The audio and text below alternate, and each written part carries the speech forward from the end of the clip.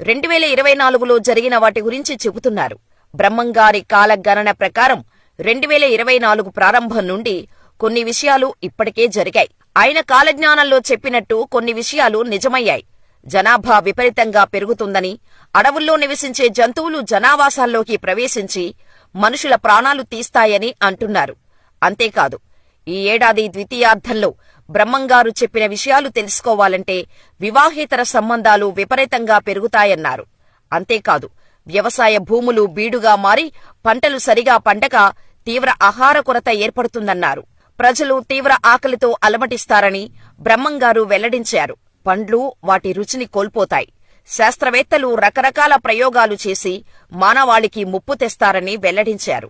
ప్రజలు మంచం మీద పడుకుని రక్తం గడ్డకట్టడం వల్ల చనిపోతారు. బ్రహ్మంగారు కాలజ్ఞానంలో రకరకాల కారణాలతో మూగజీవాలు చనిపోతాయని, అంతేకాదు రాజ్యాధికారం కోసం దేశాలు ఆధిపత్య పోరు, లక్షలాది మంది ప్రజలు తీవ్ర ఇబ్బందులకు గురవుతారని చెప్పారు.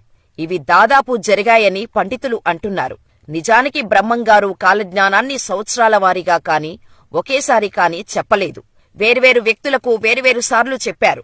అలా రాసిన తాళపత్ర గ్రంథాల్లో చాలా భాగాన్ని ఒకే చోట పాతిపెట్టారు. దానిమీద చింత చెట్టు కూడా వచ్చింది. ఆయన దానిని ఎందుకు పాతిపెట్టారనే దానికి ఇప్పటివరకు జవాబు లేదు.